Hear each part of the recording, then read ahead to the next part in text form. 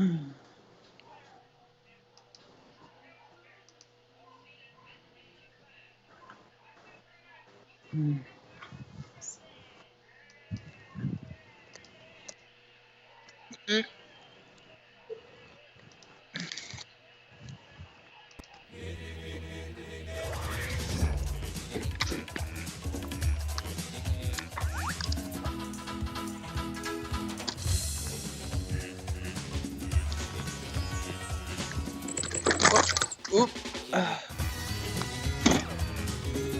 It's just my tripod, it's not all the way up.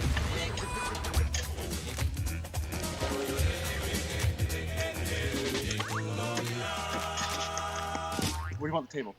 Just You want anywhere. Okay, I think I gotta move it under some shade because I can't see with all this bright. Hey guys, welcome. Excuse the little delay there, Jason. Jason, it seems he sort of forgot that we were supposed to go live at 6 o'clock Eastern Standard Time, so he was just doing some last minute preparations.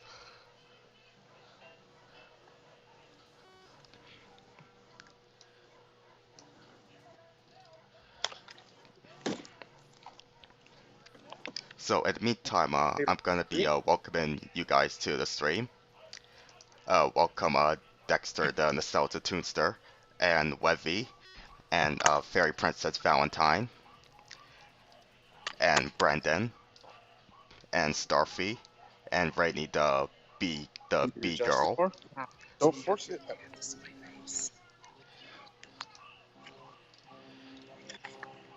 You're almost done, right, Jason? I'm just trying to readjust. Okay, we're gonna have to lower it. Trying to readjust. My dad is helping me readjust my tripod. Okay. How's that? That's good. Okay. All right, I'm here. So, are you ready to properly start things off, Jason? Okay, so welcome everybody to the anticipated continuation of our Nickelodeon celebration live stream discussion in honor of the Nicktoons turning 30 years old this year. And oh, are you okay, Jason? Yeah. I'm reorganizing the props on my table so I can get them when I need them. Okay. Yes, this is a continuation of our Nickelodeon celebration stream, which was in honor of the Nicktoons turning 30 years old this year. And more recently, there are two other big Nickelodeon events: the 25th anniversary of Hey Arnold, and also the release of Nickelodeon All-Star Brawl. Let us know if any of you have been playing that game. I was hoping I'd be able to get a copy of it on its release date and show it in this live stream, but sadly I do not have a copy because my local GameStop, when I went to get it on October 5th, 2021, the intended release date, but it turned out that was only the day it was given a digital release. It didn't come out physically until this past Friday, October 8th. So, yeah, I was pretty ticked off when I found out about that, like literally as I went to my GameStop and asked for a copy. But so then I went to GameStop on Friday, October 8th, and they said that they had the game in stock, but only on Xbox and PlayStation systems. And I pre-ordered my copy for the only video game system I have. I mean, the only modern video game system I have, my Nintendo Switch. Yeah. Which is right here. Cool. Oh wait, but I see. At least I have. Oh, hang on. At least I have. Oh, hang on, Jason. I just want to say hi to Norbert. I know he couldn't be a guest for this continuation because I plan on having them be my guest for one of my future streams, like one of my Halloween streams for sure. Sounds so. Hi, Norbert. Glad that you're here. And maybe Norbert, you anyway, could. Oh, maybe Norbert, you could probably weave your answers to the questions that you never got to answer during the first part, like in the chat. Does that sound good?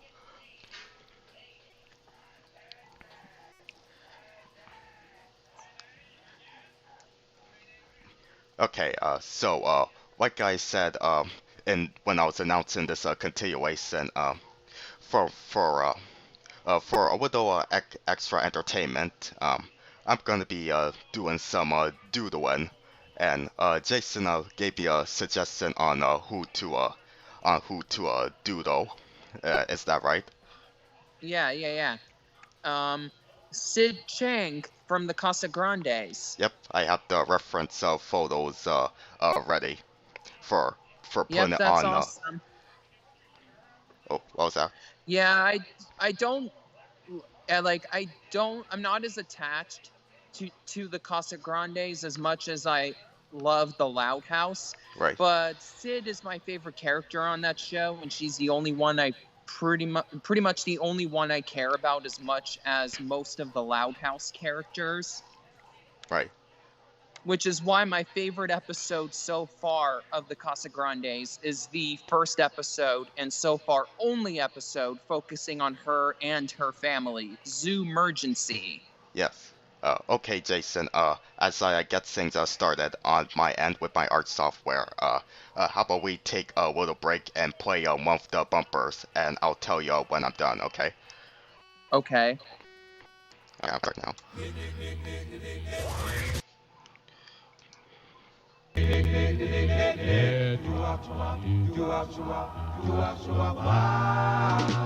I'm not sure if you heard it, Barry, but there's a little bit of audio problems on your end. Like I can hear a little bit of, I can't describe the exact sound effect, but Really? it's a bit off. Like it cuts off in some places, and you can hear on top of certain parts. So you might want to get that checked in between Okay. portions. Okay. I don't know if it's something wrong with my microphone or the mixing on Streamlabs OBS or something, or probably background Okay. noise.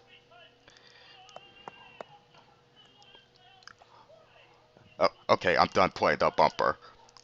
So I'm gonna be starting doodling, and we could also start finishing off the unanswered questions that we have left over from last time. Okay. But real quick before we do that, so I may have not been able to get Nickelodeon All-Star Brawl on the Switch, but I do have 2 other Nickelodeon games on that console. SpongeBob SquarePants Battle for Bikini Bottom Rehydrated, remake of one of my all-time favorite video games, not just licensed video games, but video games period, and Nickelodeon Kart Racers 2, which is from the same publisher, Game Mail, as All-Star Brawl. And sadly, one of the things that the 2 games have in common, Kart Racers 2 and All-Star Brawl, is that there is no voice acting. Not even voice dialogue. Like how the Nicktoons racing arcade game recycled voice clips from the actual shows to provide voice acting for the characters. Yeah, I think I have heard of that. Okay, so I figured that I may as well we might as well begin with the question, or well, to be more accurate, prompt that I have the longest response to, just so I can have enough time to include it all. Okay, so this first question was submitted by my good YouTube buddy Sierra, aka Fairy Princess Valentine, but really it's more of a prompt. Discuss the secret ingredient for the Krabby Patty formula. I think it's Nice crab try, meat. Plankton. No, it's actually a vegetarian. Like I heard that Vincent Waller said that Steven Hillenburg intended the Krabby Patty to be a vegan burger. Hmm. All right, and now the real discussion prompt. Discuss your crushes on Nicktoons. Wow, this is an interesting topic to cover, since my very first fictional character crush, period, was on a character from a Nickelodeon show. Hold on. Let me.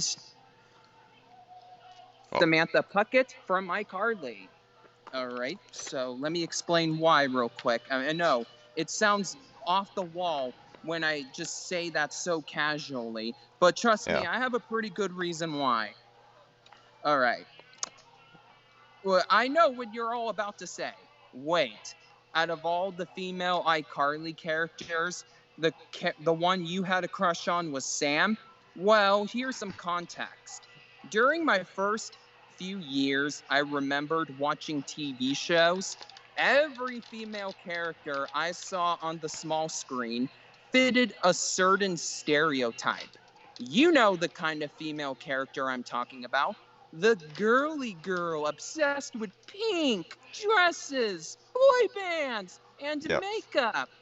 Ah, they were everywhere in the shows I grew up with.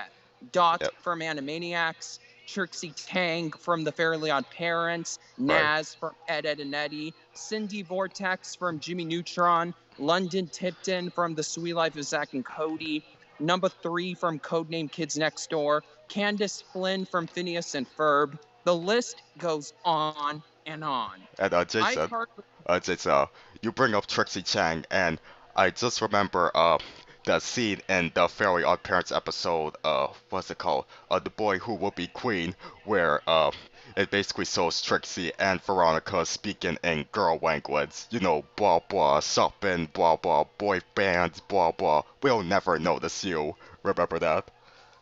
Oh, yeah.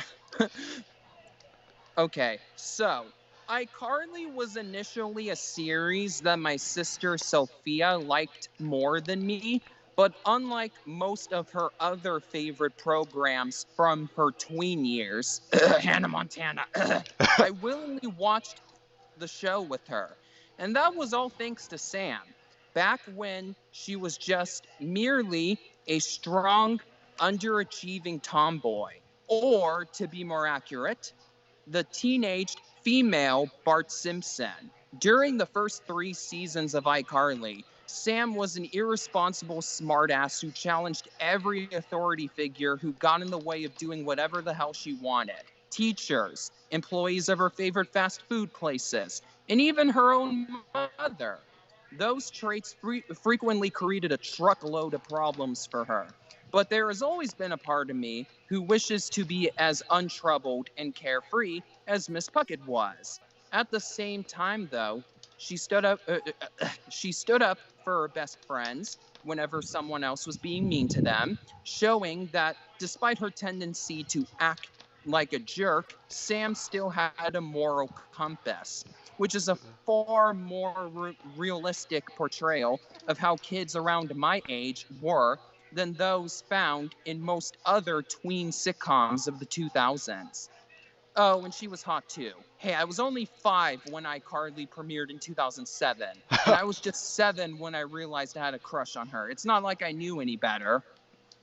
Yeah. However, 2 factors caused me to lose my romantic feelings for Sam: the change in my tastes in ladies and her character derailment in the show's final 2 seasons.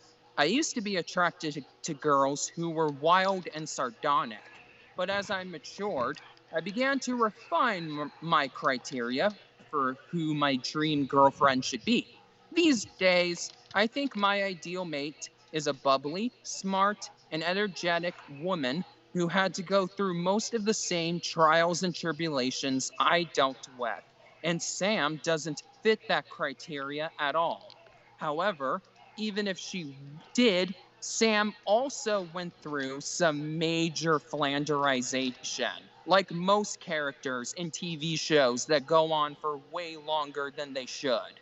While it was a very weird show, iCarly soon became a childhood favorite of mine, as I started watching it regularly even when my sister wasn't in control of the TV. That is, until the series hit seasonal rot. And it hit seasonal rot hard, just as severely as SpongeBob SquarePants and the Fairly Odd Parents, in my opinion. Seasons 4 and 5 transformed Sam into a passive aggressive bully who had no regard for even the people she claimed to be friends with. Kind of like Dodie in the worst episodes of As Told by Ginger, often Yes. hurting others just for the sake of it. This reached its apex in what I consider to be the absolute worst episode of iCarly, and is, in my opinion, to that show what One Course Meal is to SpongeBob SquarePants, any episode featuring Chloe is to the Fairly Odd Parents, and A Wicked Game is to As Told by Ginger. I sell penny teas, where Sam's running a child labor sweatshop just to increase the production of t-shirts that she, Carly, and Freddie are selling. Sam has never been an angel, I'll admit that, but she was also never this abrasive before. This episode was followed up by the runner-ups on my list of stinker iCarly episodes. The 5 episodes making up the story arc where Sam is temporarily Freddy's girlfriend. Considering how awful Sam was to Freddy for 80 something episodes, it's really weird to see them together, and it's made even worse by the fact that Sam not only continues to abuse him, just not as violently as before, but is now being aggressive towards Gibby just because she needs someone to unleash her aggression on now that she isn't as much of a jerk to Freddy. I won't go into too much detail about this awful mini-series of episodes here, but Pie Guy Rules does a great job doing so in his Bottom of the Bakery video series. Sam thankfully mellowed out in time for the original series finale, but by then it was too late for me to wash the bad taste out of my mouth. Uh, to me, I cannot speak today. By then it was too late for me to wash the bad taste out of my mouth. Keep in mind that I was only 10 at the time iCarly ended its original run. So imagine a sense of innocent, sinless admiration just knocked right out of me. Kind of like that scene from The Simpsons where Bart imagines Laura Powers ripping his heart out, literally, after finding out that she already has a boyfriend. But with me and Sam in his and Laura's roles, respectively. I don't like the Sam and Cat spinoff so much, but I'll at least give it credit for restoring Sam's original character traits. Oh, I really? may not, Oh, yeah, I don't know. For some reason, I kind of felt like, as someone who doesn't watch much of iCarly or Sam and Cat, from the little I saw of Sam, like, she was a bit of a pain for me. But for some reason, I thought that she was Sam and Cat actually made her a worse character. I didn't know they restored whatever big amount of likability she had early on in iCarly. yeah.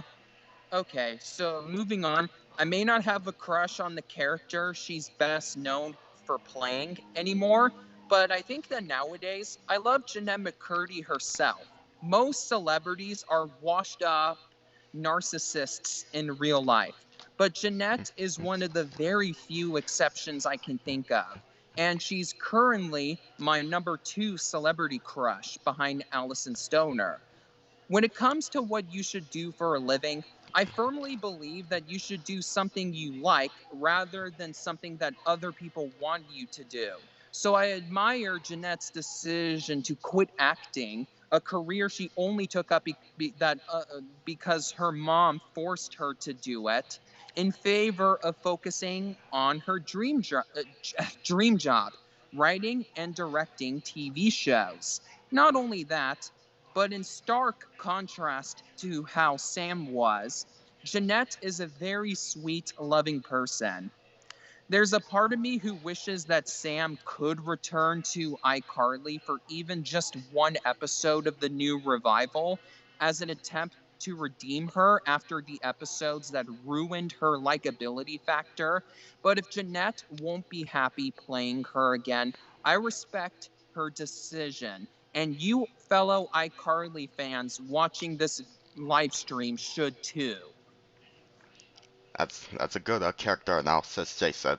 Now I'm going to briefly talk about my Nicktoon crushes, or Nick Foos as you like to call them, and then we would take a short break. Well, for Oh, me, that's because what I was need to that? switch over to different filming equipment in a little bit. Oh, okay. So you want me to be quick? No. You can go. I have like 4 minutes left before I need to change my filming equipment. I got to change it from my phone to my laptop, and I got to do. I'm using the break as a convenient time to do that. Okay. Though I assume that the break would be less than 4 minutes, if that's okay with you. That's fine. Okay. So yeah, who are my Nicktoon crushes? Well, I'll easily bring up my earliest one, which happens to be Charlotte Pickles from Rugrats, who I think yeah, I mentioned this in my video talking about the Rugrats reboot.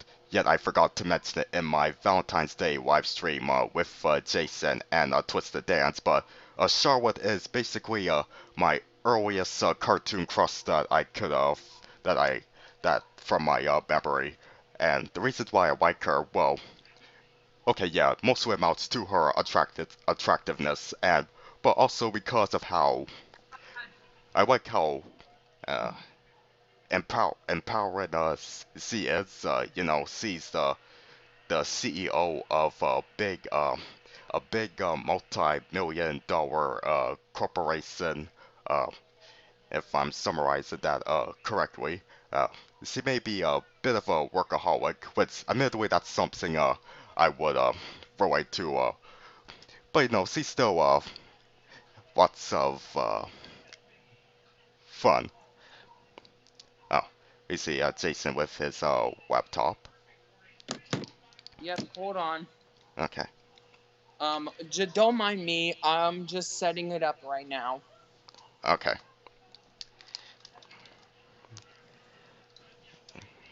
Let me just check up on the comments in the meantime.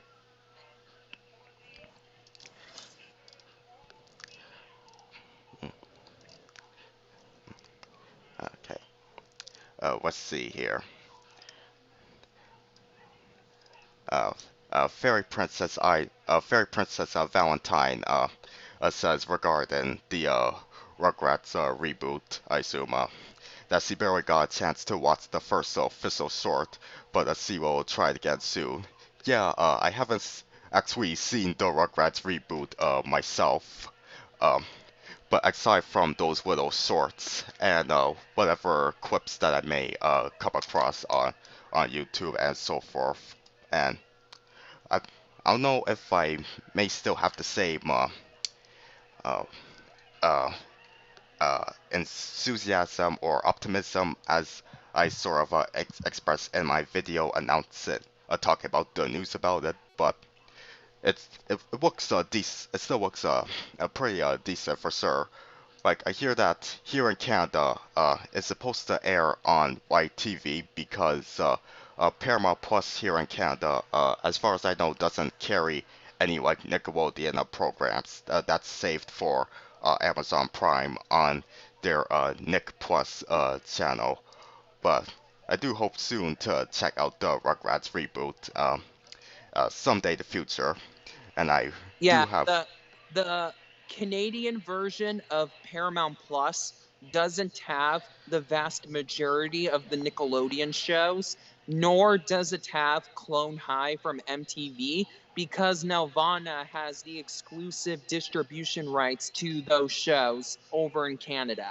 Yes, and you could watch the show for free on YouTube, specifically the retro rerun YouTube channel. Yeah. Oh,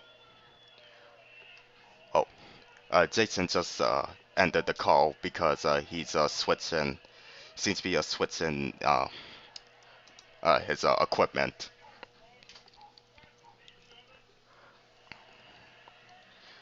So just gonna uh, turn off his NDI source.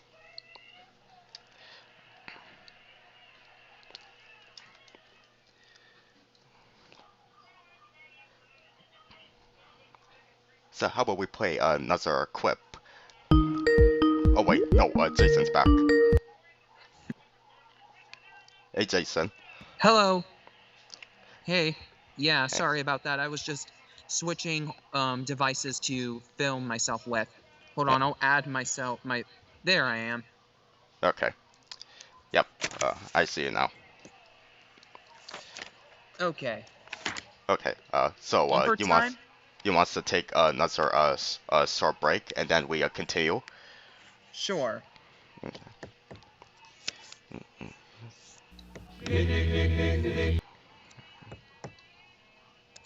And I'll tell you when I'm done. Okay. Not quite done finishing my response yet, so I'm gonna do that when we come back. Okay. Because I have a couple of current Nick news that I wanted to talk about. This Thanksgiving, tell me all about it. Nickelodeon stuffing you like you've never been stuffed before. With Super Stuffed Nicktoons Weekend. Celebrate 4 days of Nicktoons. That's wicked awesome! Celebrate 4 brand new SpongeBobs. What's that, Mr. Krab? Celebrate Nicktoon movies. You should curse the audience by ending this video with the strange hand puppet with googly eyes, the Nickelodeon bumper with the dude voiced by with the weird hand voiced by Tom Kenny. Yeah, that's a good idea. I should have thought that. 4 million laughs. Although, actually, I found out that Tom Kenny wasn't the voice of those folding dentures. I read on the COG wiki, which is the logo encyclopedia, that it was actually done by a voice actor that Nickelodeon found in New York. Huh. Yeah, I thought for a while it was Tom Kenny as well. Yeah, and a lot of people say that was Tom Kenny's first voice acting role since it was made 2 years before Rocko's Modern Life started. Yeah. And I also saw that it actually, I think they said that it was debuted in 1993 instead of 1991. I'm not fully sure. That's bizarre because I have a DVD set for the first season of Clarissa Explains It All that includes bumpers, like as a special feature. It's a compilation of Nickelodeon bumpers that they said were used for Nickelodeon when Clarissa first started. So, and that was one of the bumpers. Yeah. Okay, yes. Oh, what was that? A few of the other two of the other bumpers that they had on the DVD included the Barnyard bumper and the Disco Dogs bumper. Interesting. Okay, so we're back. Continue on with your with the answering the questions. Okay, so Sam was my very first fictional character crush, but I know Sierra wanted me to talk about my crushes on Nicktoons, not teen Nick characters. So I suppose I may as well briefly discuss my animated Nickelodeon crushes, or as I like to call them, Nick Floos. Ha ha, get it? Surprisingly, I've only ever had crushes on two animated Nickelodeon ladies. Most of my cartoon crushes are from either Disney or Cartoon Network. I never had any romantic feelings for XJ9, despite my life as a teenage robot always being a favorite of mine. And I didn't get into Avatar The Last Airbender until I was too old to have crushes on Katara, Toph, or Ty Lee. Ditto for As Told by Ginger in regards to Ginger Fowley and Courtney Gripling, who were childhood crushes of many people who watched the show when they were the same age as those two characters, including Barry. It's Yes, strange that's for me true. to say it's strange for me to say this as a person who's shameless about simping over animated characters, but I don't think I ever had a crush on any Nicktoon character from the 1990s or 2000s, as my only two animated female Nick Foos are from the modern era of Nickelodeon Animation Studios. However, they're both pretty high on my top 10 list because they have a relatability factor unrivaled by most other characters on said list. Lenny Loud from The Loud House and Miko Kubota from Glitch Tax. The reason why I love them so much is because they're both neurodivergent, just like yours truly. Miko has been confirmed to have ADHD, and despite Nickelodeon wanting you to believe that she's merely a ditz, Lenny is heavily implied to be autistic. Not only that, but both of them have winning personalities, though she gets a bit too overcompetitive and impatient at times. Miko has so much positive energy that she's able to get through any task without worrying too hard about possible consequences.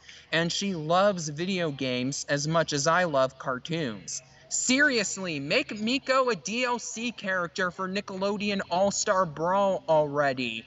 I know, Glitch Text is a show about video games. So the exactly. fact that it has no video game representation whatsoever kind of drives me crazy. And also very ironic.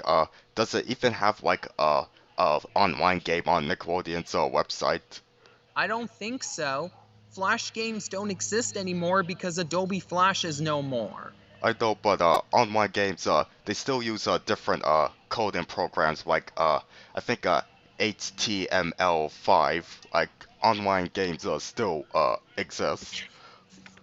Yeah, I don't think Glitch Text had any online games either. Nickelodeon really wants you to pretend that that show doesn't exist. Yeah. Okay.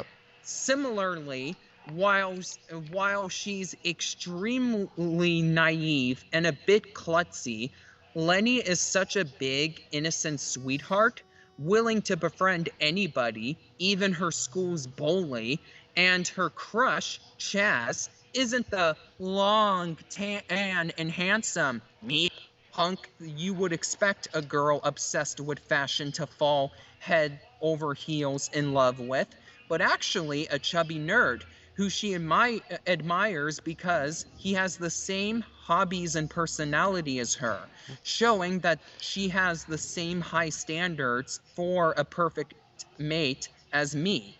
Yes, both girls are also pretty, but the real reason why I'm attracted to them is simply because I sympathize with them quite a lot, and nothing more.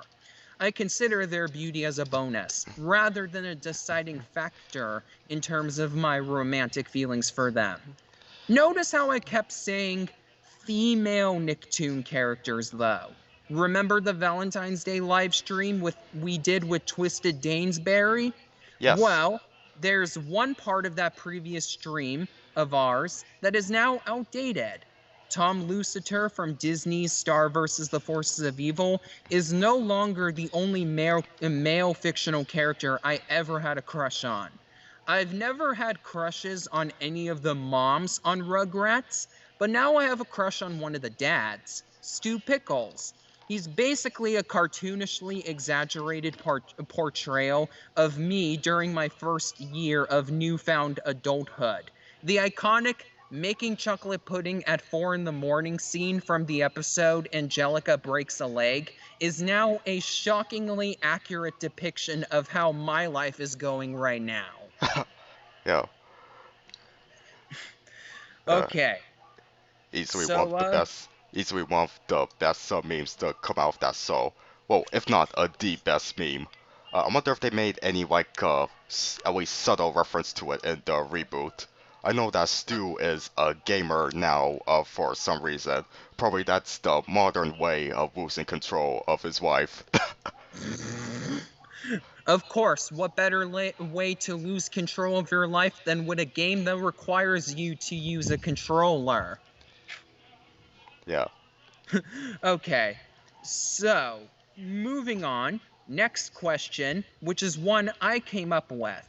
What is Okay. your favorite Nicktoon episode? Like, favorite episode, period, of any Nicktoon? Okay, Well, you mind if I quickly give my answer? sure. Okay, so my answer is there is no easy answer.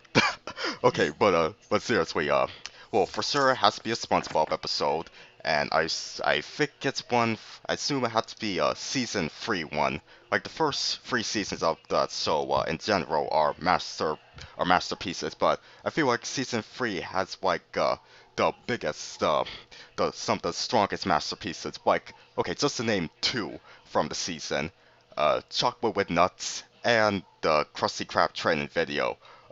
Basically for the reasons that everybody else loves them. They're absolutely quintessential examples of the hilarity and memorability that to this day we all love classic SpongeBob for. Yep. Okay, now here's my answer. I know this is a very cliched choice, but I would have to go with my favorite episode of my favorite Nickelodeon series, Band Geeks from SpongeBob SquarePants. It represents the series at its funniest and most heartwarming. And Sweet Victory is such an iconic part of Nickelodeon's musical history, it's hard to believe that it was actually a piece of stock music and not a song written specifically for the show. I know. The answer is also a foreshadowing of what's to come near the end of the stream. Your fist? Yep. Okay, just so, briefly, just want to briefly give my thoughts on Band Geeks. I'll admit, to summarize, my feelings on Band Geeks are similar to the Looney Tunes sort, What's Opera doc. Even though it's often considered to be the best of its kind, I personally disagree, but at the same time agree that it is a true marvel in its own right. And to this day, I still occasionally quote from Band Geeks, well, maybe it wouldn't sound so bad if some people did try to play with big meaty claws. What did you just say, punk? Big meaty claws. Well, these claws ain't just for attracting mates. Bring it on, old man, bring it on. No, people, let's be smart and bring it off. I mean, the way he says that so deadpan is why that specific line is so funny to me. I know, and that's part of the magic of classic SpongeBob. You just reference one of the lines of dialogue, and other people could fill in the rest, like what we just did. Yep. Okay. So this next question was submitted to us by IdeaBox 9000. Have you ever heard of Poparina's NICKness video series? If so, do you now consider Danger Mouse to be an honorary Nicktoon? While I have heard of the NICKness series, I haven't watched very much of it. The only 3 installments that I've watched in full are the ones on Inspector Gadget, Heathcliff, and the video that's for Looney Tunes on Nickelodeon, but really it's more of a history about Looney Tunes' run on television in general. Okay. Which is a very interesting video. I know Barry is a really big Looney Tunes fan. You should check that one out if you haven't already, because some crazy stuff happened to the Looney Tunes library regarding its time on television.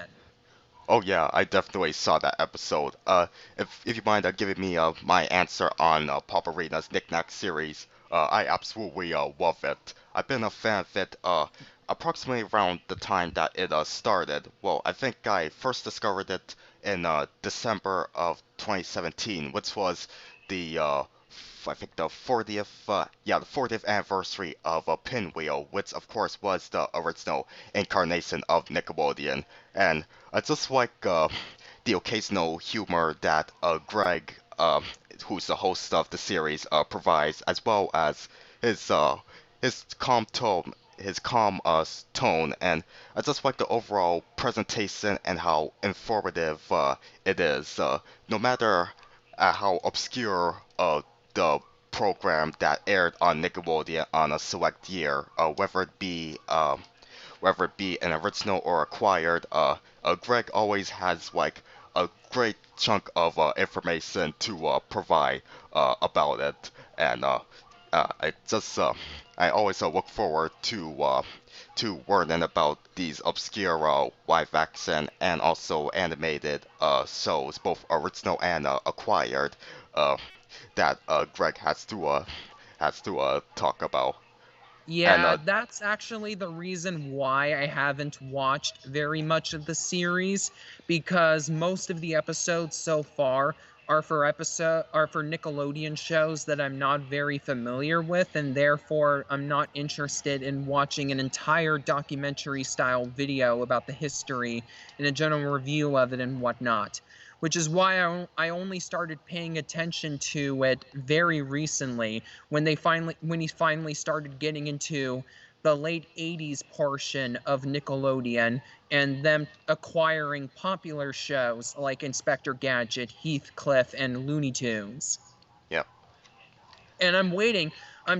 We only have at least a few months, if not a year, before he finally starts covering the Nicktoons, and that's the part of the series that I've been waiting for the most personally, Me as well too. as his video for when he inevitably gets around to covering Clarissa Explains It All, since that was the first live-action Nickelodeon series that I truly am familiar with and love. I personally can't wait for the Red and Stimpy episode, considering how just reading the book Sequel Monkeys alone is enough to make you think, wow, it's like the studio that makes the show is sort of like a war zone, if you know what I'm saying. I know that one will Oh, be, I know, but let's not get into it here. yeah, that's true. Uh, Okay. So, so let me finish. I'm going to finish up my question right now. okay. So, after looking up Danger Mouse online, I found out that it was basically the very first animated series to have ever aired new episodes on Nickelodeon, making its US debut there in 1984. That's a really neat fact. But based on the criteria that I established in part 1 of this live stream, well, technically part 1.5, I don't consider the show a Nicktoon because it premiered a good 6 years before Nickelodeon came up with the idea for the Nicktoons brand. And the 2015 reboot on Netflix isn't one of the shows that Nickelodeon themselves produced for that streaming service, like Pinky Malinky or Glitch Tax. Okay. So, Um, Jason, I'm essentially done with this rough sketch of Sid Chang. I would finish it up. If if you like to see the cover, I will finish it up after stream. So now I'm gonna move okay, on to that'd be next. awesome. Yeah, so I'm gonna move on to choose next Nicktoon character to draw. Okay, do you think we should go to the next question while you're drawing the next your next doodle? Or, or probably I'll play another bumper. Okay. Okay. I'm gonna do it right now.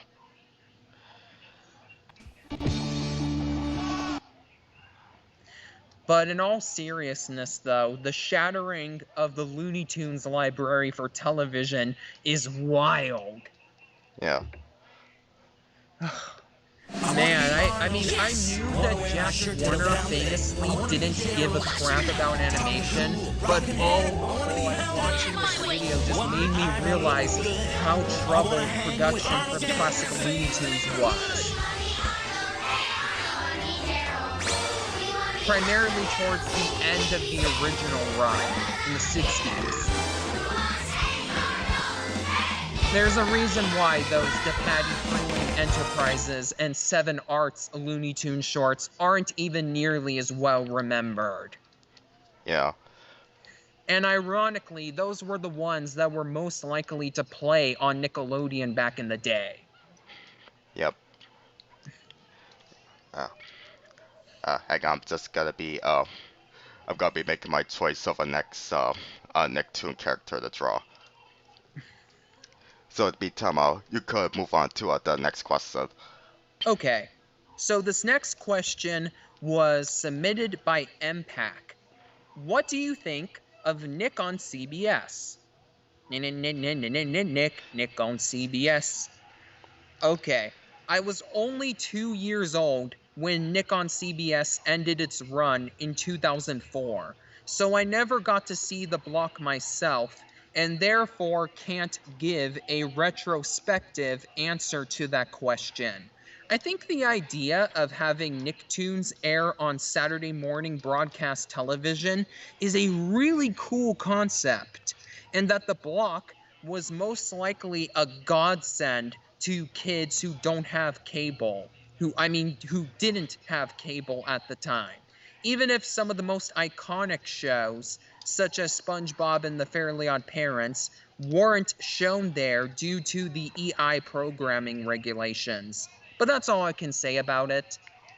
Yeah, I have vague memories of Nick on CBS myself. The most I remember is the intro, but I have more vivid memories of watching Nick Jr. on CBS on Saturday mornings. That's where I caught shows like Dora the Explorer, Blue's Clues, and I think Blue's Room as well, and also Go Diego Go and Widow Bill, and oh yeah, and the Backyardigans as well. And I think they aired. No, I can't remember if they aired Miss Spider or Sunny Patch Friends or not. But yeah, They I did, do. and they also had Lazy Town on there too. Oh yeah, that's right. The show that Yeah. gave us. As for Oh, yeah, as Wazy Town, for the the show reason that. why Oh, Barry was. Oh no, wait, hold on. You finish. yeah. Yep, Wazy Town, the show that gave us the iconic Robbie Rotten, aka the guy who sang "We Are Number One." Mm-hmm. Yep. So, yeah. For those of you watching this live stream who live in America, who are wondering why, for those of you who live in America who are watching this live stream and are wondering how Barry was able to watch Nick Jr. on CBS when he lives in Canada and CBS is an American broadcast network, ABC, CBS, NBC, and Fox are available to watch in Canada. You don't have to have like a VPN to watch it digitally or whatnot. There are 4 of the channels that are provided on all Canadian cable providers. Yep. So, yeah, that's kind of interesting that out of all the American channels, those are the ones that are simulcasted on in Canada. Just for those of you who are curious enough to know about that. To want to know about that, I should say. Okay. Alrighty. Okay. So, next question. How many more do we have left? Submitted by Howard Lee.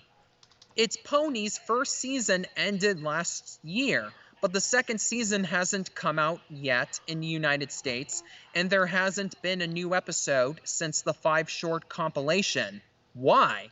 Well, to quote the legendary Troy McClure, who you may remember from a little animated series known as The Simpsons, that's not a question. But in all seriousness, though, here's the answer. Its pony hasn't even finished its first season yet, Whoa, at least really? here in the United States. There are two episodes left of season 1 to go before Nickelodeon can start premiering the second season in America, and Nick is just sitting on them. I have no idea why they're doing this, since It's Pony was not only the highest rated new series that premiered on Nickelodeon in 2020, but also, as I mentioned in part 1 of this live stream, technically part 1.5, the fourth highest rated Nickelodeon series overall that same year, behind only SpongeBob, The Loud House, and the Casagrandes. In other words, Pony is up there with the big cash cow properties in terms of his popularity, but Nickelodeon is ignoring the fresh, healthy new milk he has in favor of continuing to squeeze the Sponge, the Louds, and the Santiagos dry. Heck, It's Pony isn't even airing reruns on the Nicktoons channel right now. The last time that it aired there was just a couple days ago, but it was only like a one-time deal and the first time that they had it on their schedule since July of 2021. Wow. You know you know that you're screwing a show over big time when you're not even willing to show it on what is basically your retirement home network. Or maybe you don't, since after getting notified about it on Twitter, I discovered that it has now been 10 months since the last time 10 months. I can't speak today. Since the last time It's Pony aired on the main Nickelodeon channel.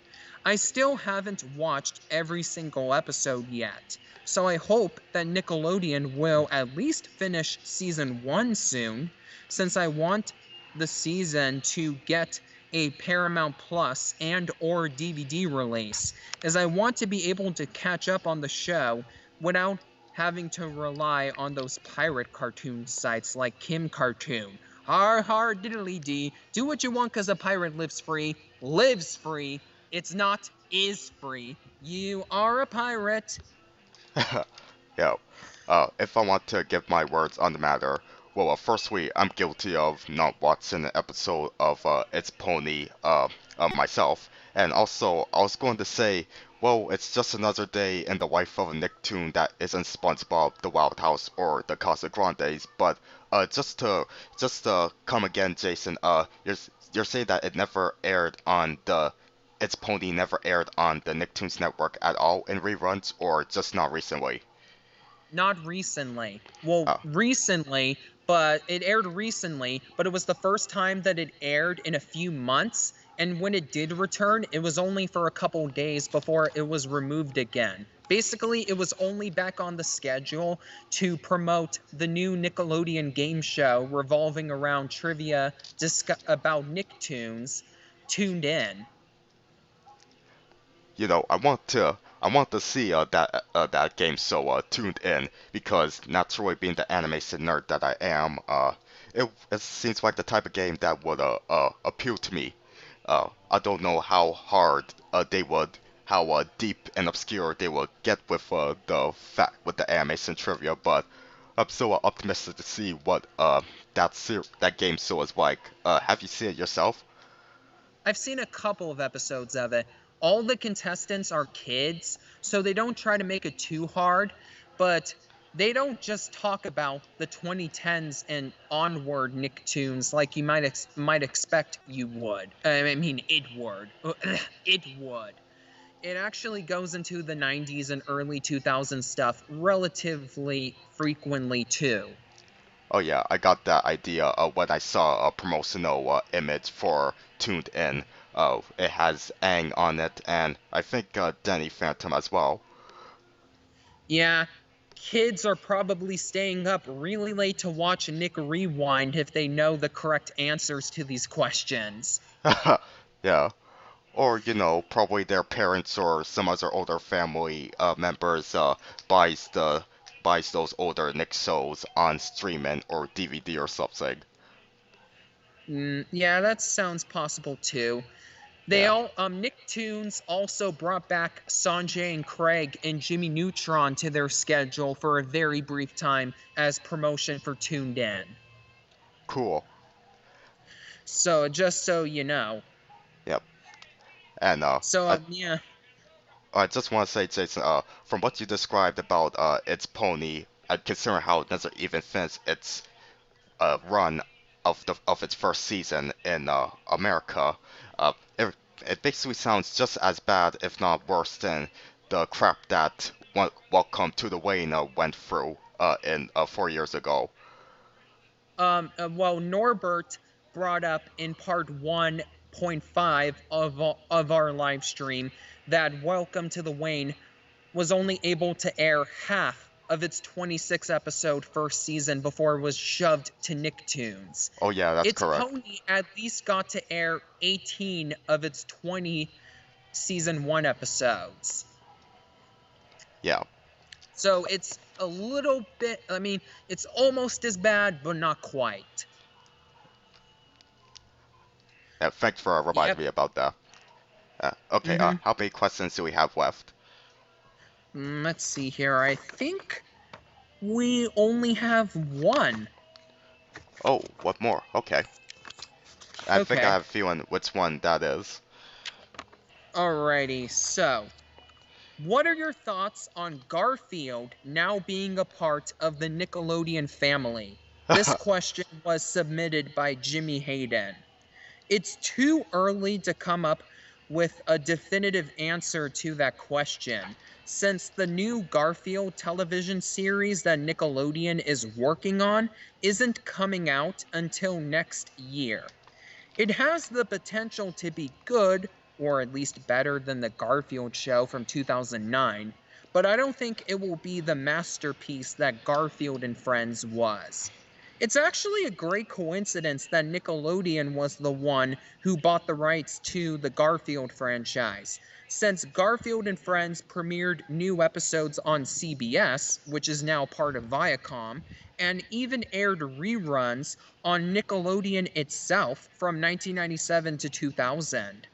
I don't consider Garfield and Friends to be a Nicktoon in of itself though, since it doesn't meet any of the requirements on my criteria, but I do consider it part of a Nicktoon franchise now, in a similar way to how Nickelodeon occasionally includes the 1987 incarnations of the Teenage Mutant Ninja Turtles on new merchandise items of their retro Nicktoons, despite the 80s cartoon not being produced or aired not being produced by or aired on Nickelodeon, due to the channel purchasing the entire Teenage Mutant Ninja Turtles franchise, which led to its characters being retroactively considered Nicktoon stars in 2009. This also happened to Winx Club, except that Nickelodeon co-produced and aired new episodes of the same show rather than creating a reboot of it like the two that they put out for the Turtles. So I would personally put Winx Club in the same gray area of the Nicktoons canon as the DreamWorks shows. Okay. So yeah. But Nickelodeon is taking full advantage of having Garfield now. Garfield and Friends just got its own 24-hour channel on the Pluto TV service, just like the ones that they've had for Dora the Explorer and Teenage Mutant Ninja Turtles. And I went to Spirit's Halloween a few days ago, and I saw an inflatable Garfield Halloween costume with the Nickelodeon logo on the box. And of course, Garfield has been confirmed to be a DLC character in Nickelodeon All-Star Brawl. Wait, come again? Yeah, Garfield is going to be the first DLC character for Nickelodeon All-Star Brawl. Cool. Well, Yep, the model's been revealed and everything. just to give my opinions on that question. Well, yeah, it's what you said, Jason. It's basically a little too early to give a more concrete answer on what's like to have Garfield be in the Nicktoons family, since Nick has yet to produce their own Garfield series yet. But it's something that's mildly, actually somewhat hard to believe on my end. But occasionally, I kind of laugh that Garfield is a part of the Nickelodeon family now. I don't know, mostly because I just see him as a meme character. I don't know.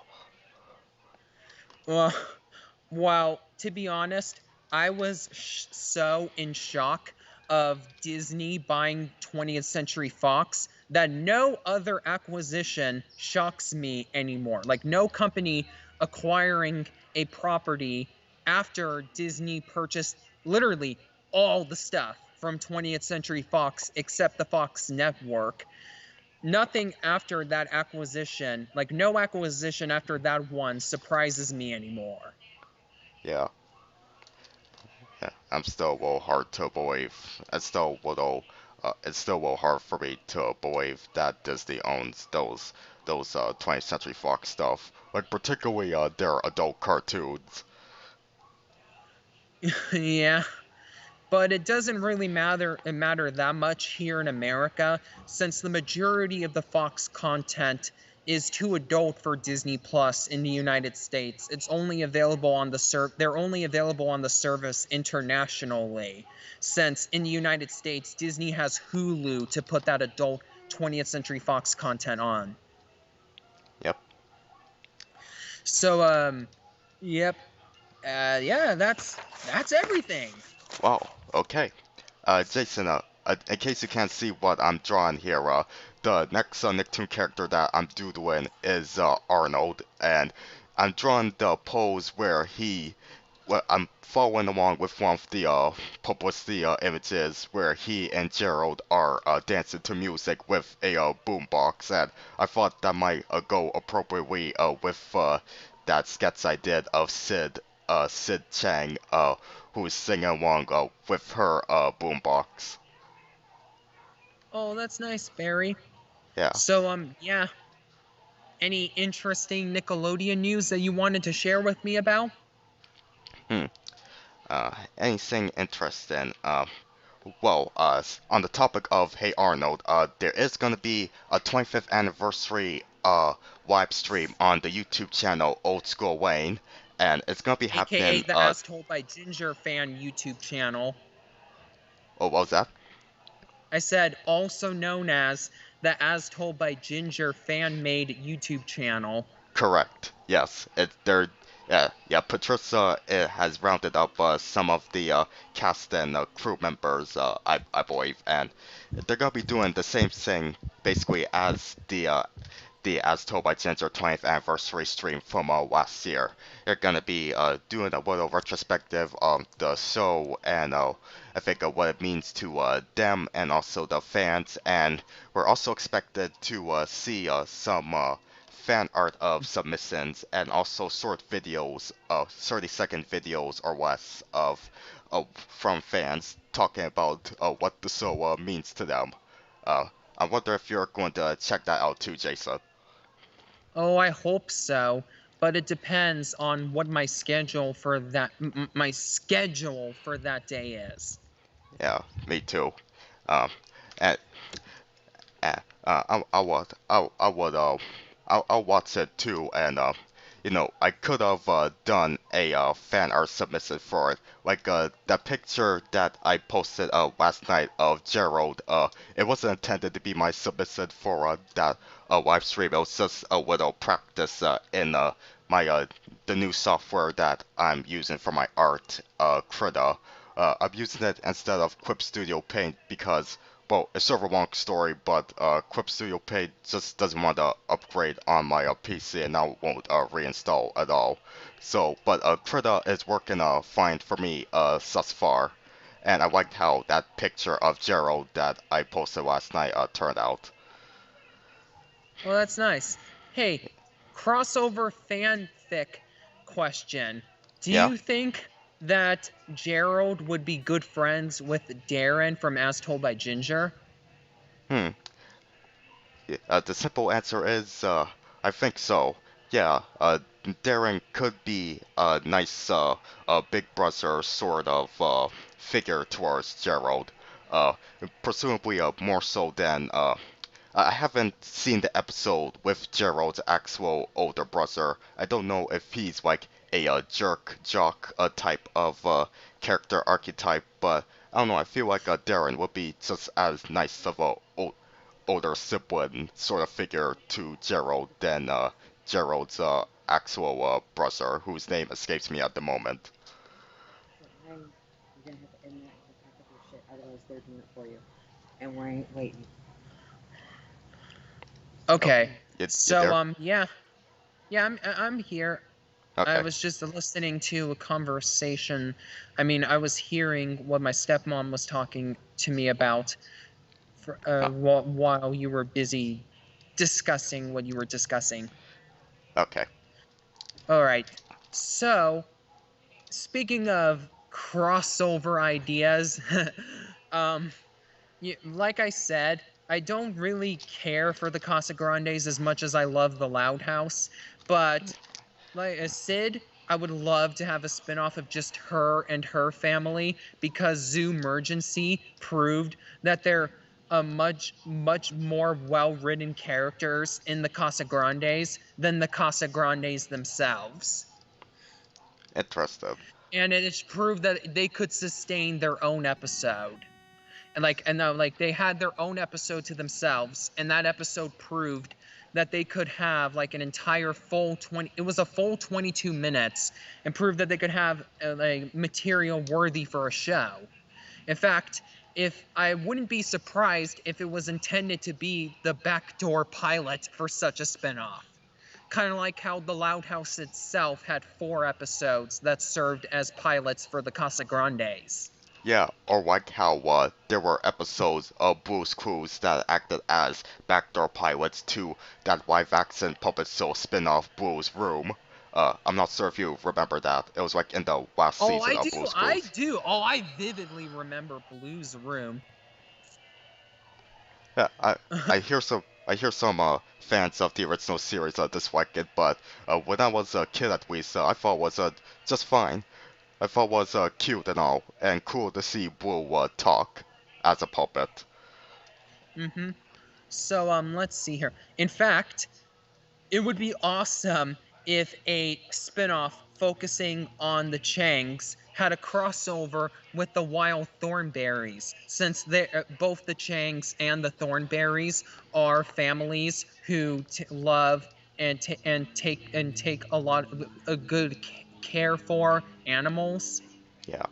Heck, in quite a few Casagrandes episodes, Sid seems to understand what the animals are saying to her much more than all the other characters. So, fan theory, Sid was given the same talking to animals power as Eliza. Of course, nobody else knows it because, that's the rule. You can't say that you can talk with animals. And that Right. and then that would be perfect to reveal in such a crossover.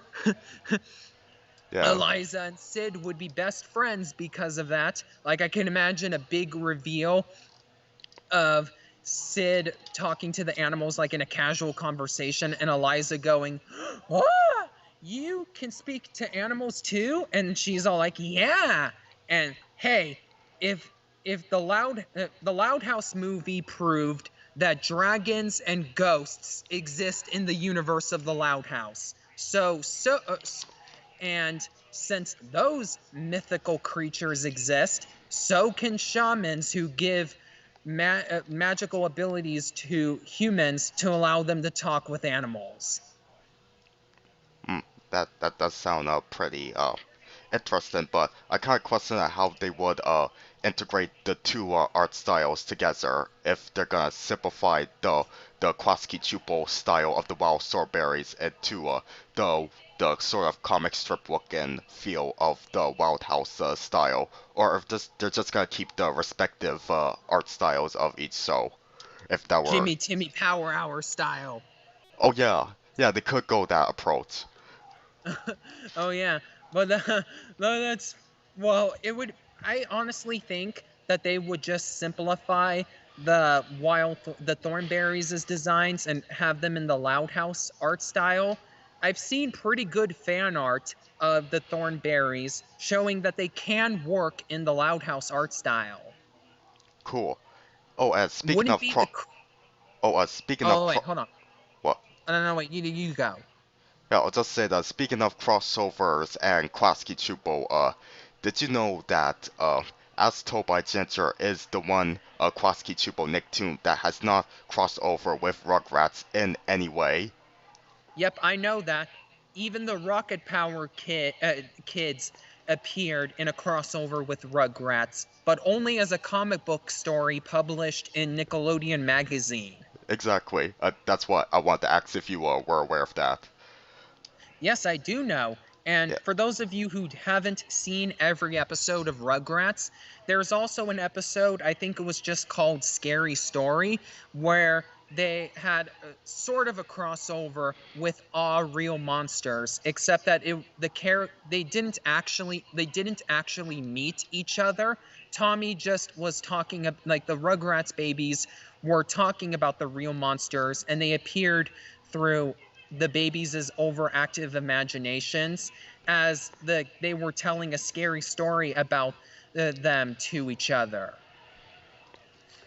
Yes. Oh. We're okay. Jason. We're gonna be wrapping up in a bit. So That's good because I have some stuff that I need to take care of myself. uh, So oh, could we take a look and see if anybody had any substantial comments on the chat that we could bring up before we wrap things up? okay. Just a second. Just saving the sketches that I made.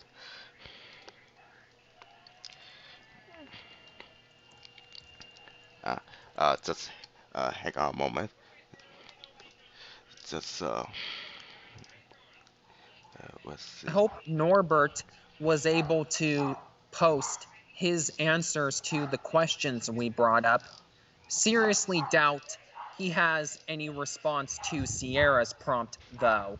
Oh, yeah. He said he doesn't have a Nickelodeon crushes, and he actually left from a long time ago because he's spending some time with family because it's Canadian Thanksgiving this long weekend, so he's playing a game with his family, so he left early.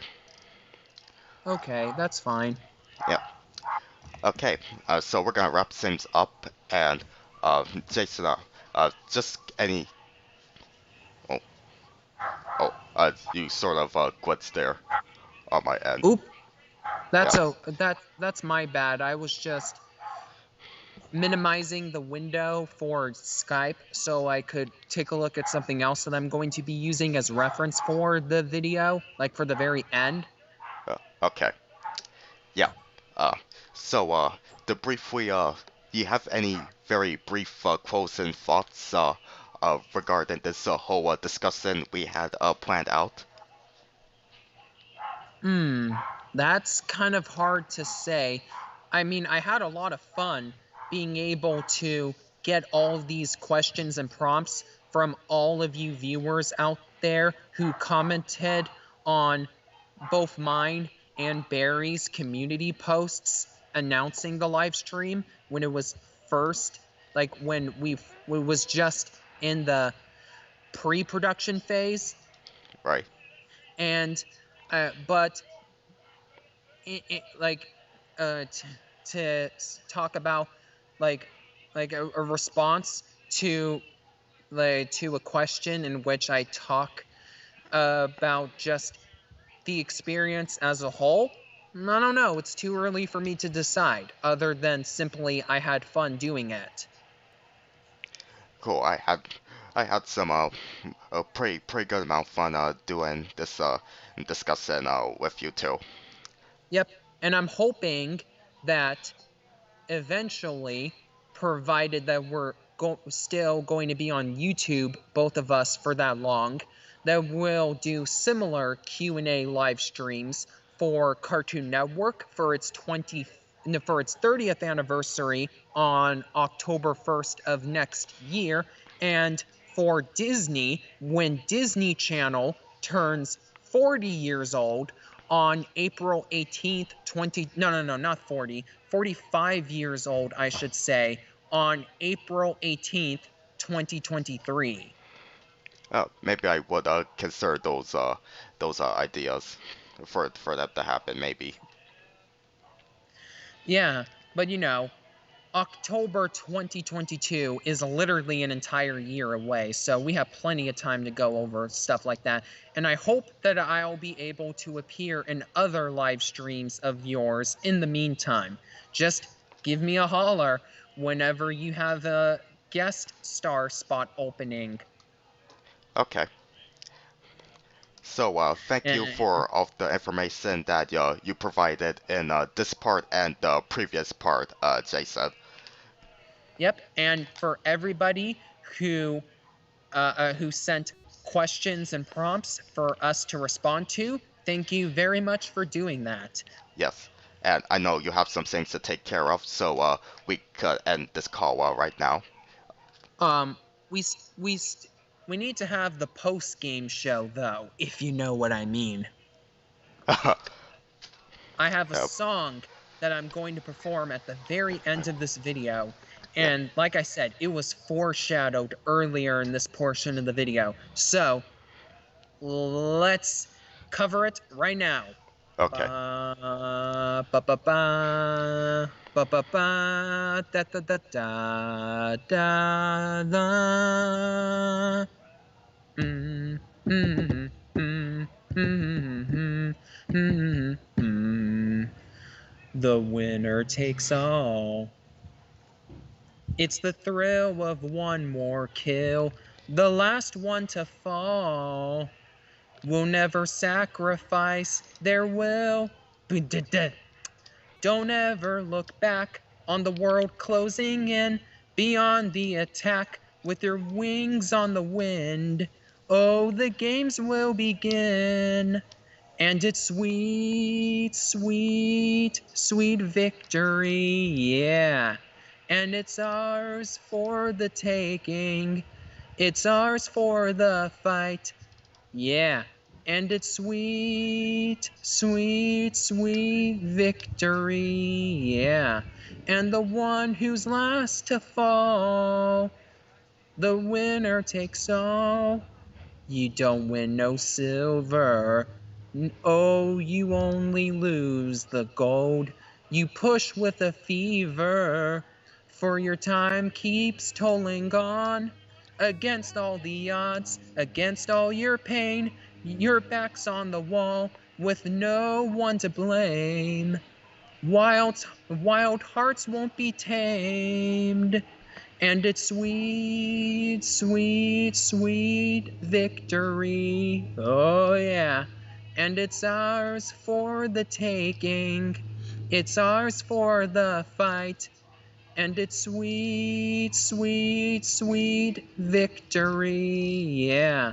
And the one who's last to fall, the winner takes all. And it ends there. Awesome. Bravo, Jason. Sort Bravo. of a cliffhanger ending for this song. It doesn't have like a proper final lyric or anything like that to wrap the entire thing over. Okay. Well, take care, Jason. And one more thing. Happy Leif Erikson Day. Okay. You take care now. Yep, you too. Okay. Bye. Bye.